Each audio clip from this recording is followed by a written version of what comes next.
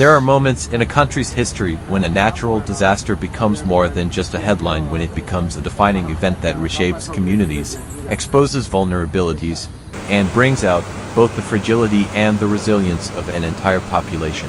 Right now, southern Thailand is living through one of those moments. What began as an unusually strong monsoon quickly escalated into a region-wide emergency, catching thousands of families unprepared and forcing authorities into a desperate race against time. Songkhla, Thailand, in November 2024. Over the last days, the rains have refused to stop, the rivers have refused to retreat, and the floodwaters have continued to rise with an almost unstoppable momentum. In many ways, the disaster didn't strike all at once. Instead, it unfolded like a creeping shadow, expanding hour by hour as weather systems gathered strength offshore. Meteorologists had warned of a low-pressure zone building in the Gulf of Thailand, but few expected it to stall over the region, pulling in moisture day and night like an enormous pump. The sky remained thick and gray for days, until finally the clouds burst open and released torrents of rain that pounded rooftops, fields, and roadways without pause. By the time residents realized the severity of the situation, water was already collecting in streets, drains were overflowing, and the ground was too saturated to absorb even a single drop more. In the province of Songkhla, the city of Hat Yai once again found itself at the heart of the crisis.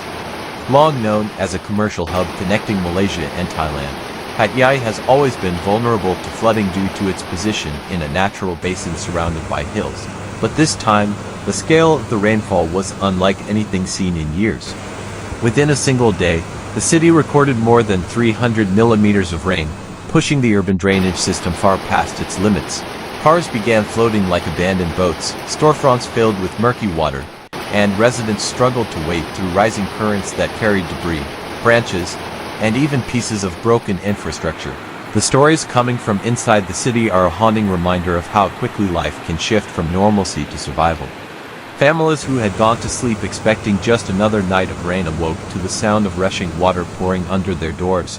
Children were rushed upstairs, pets were carried into attics. Elderly parents were gently escorted to higher ground, sometimes by neighbors using makeshift rafts made from plastic tubs and metal barrels. People moved quickly, grabbing only the essentials: clothes, documents, medicine, and perhaps a single family photo that could not be replaced. But while Hat Yai became one of the most visible symbols of the flooding, it was far from the only place suffering. Pattani, Yala, and Narathiwat, three provinces already accustomed to seasonal storms, were hit even harder in terms of the sheer volume and persistence of the rainfall. In these provinces, the problem wasn't just water accumulating from the sky. It was water rushing down mountainsides, carving channels through forests, destroying small bridges, and swallowing rural villages whole. Narrow riverbanks overflowed with alarming speed, turning peaceful streams into violent torrents that uprooted trees and tore through farmland. For local farmers, the devastation has been heartbreaking. Rubber plantations, the lifeblood of many southern Thai communities, now stand partially submerged, with rows of trees sticking out of muddy floodwaters like silent witnesses to nature's fury.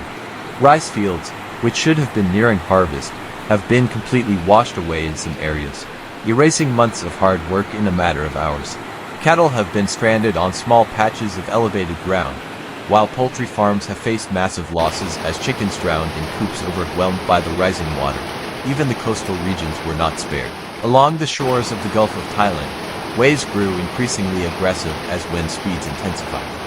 Fishing boats, some belonging to families who rely on the sea for survival, were forced to remain anchored as ocean conditions became far too dangerous to navigate. Ferry services connecting coastal towns and islands were suspended, leaving some travelers stranded and communities cut off from vital supplies. At times, the waves reached up to 3 meters, slamming into seawalls and further intensifying the flooding near coastal homes. Throughout the region, rescue teams have been operating around the clock.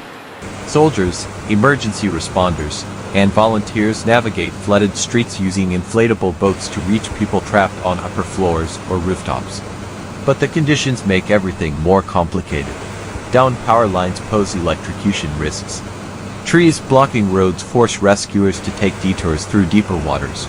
Communication towers in some districts have been damaged, leaving families unable to call for help and forcing emergency crews to physically check neighborhood by neighborhood. Shelters across the region are filling at a rapid pace.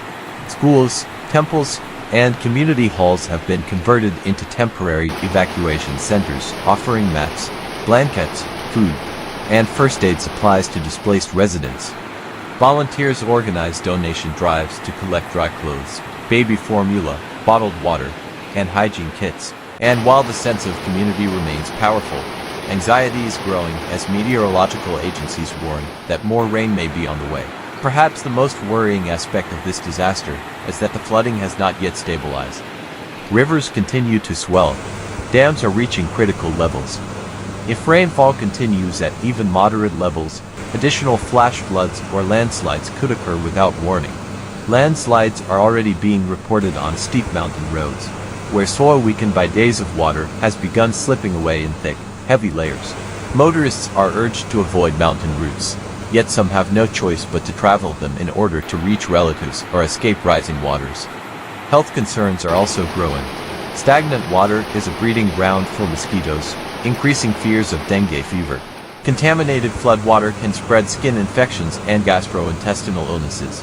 With medical facilities overwhelmed and some clinics partially flooded, volunteers are distributing disinfectants and clean water in an effort to prevent another wave of suffering layered on top of the current crisis.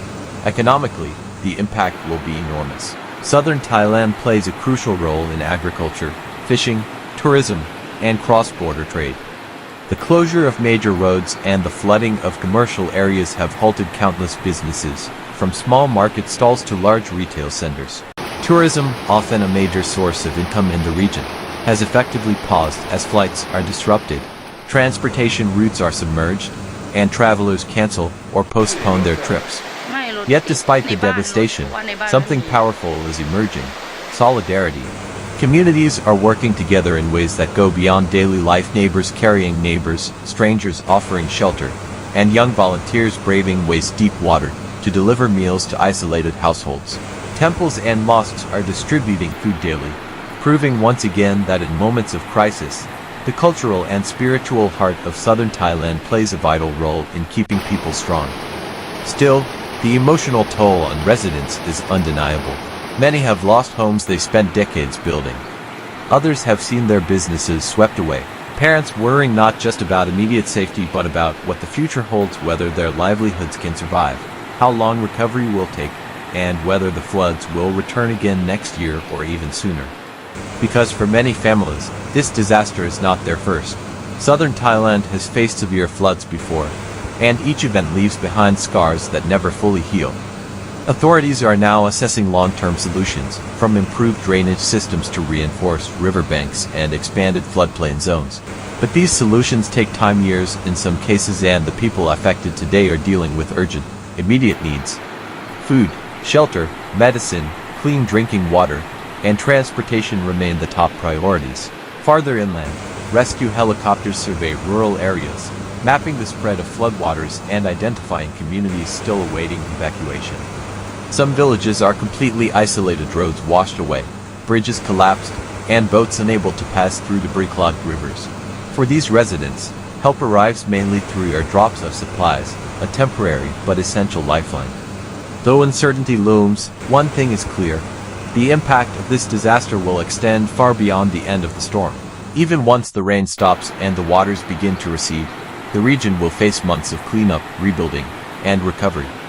Mud will need to be cleared, infrastructure repaired, farmlands restored, and families resettled. The emotional recovery may take even longer, as people process the trauma of losing homes, livelihoods, and a sense of stability. Still, hope persists. The resilience of southern Thailand has always been its defining strength. Through every disaster, every monsoon, every storm, every challenge, its people rise again, rebuild again, and support one another through the darkest hours. And as long as the rain keeps falling, so too will the determination of the communities standing together against the floodwaters. As the days progressed, the situation in southern Thailand entered a new and more complex phase. The rain had not stopped completely, but it had slowed enough for the floodwaters to reveal the full extent of the damage beneath the muddy surface.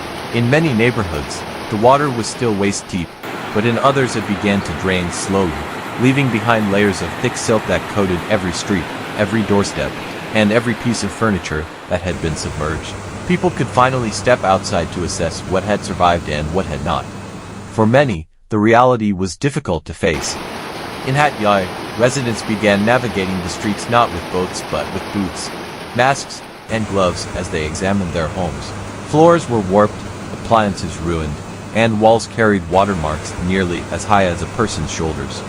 For shop owners in the commercial district, the losses were staggering. Merchandise that had been stocked for the upcoming holiday season now lay soaked and unsellable. Electrical systems in many buildings had short-circuited.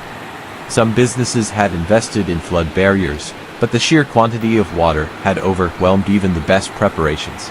For small family-run shops, reopening would require more than cleanup. It would require financial help, something many were unsure they could obtain in time. In Patani, the situation was just as critical but took on a different shape. Many rural villages remained surrounded by floodwaters even as rainfall decreased.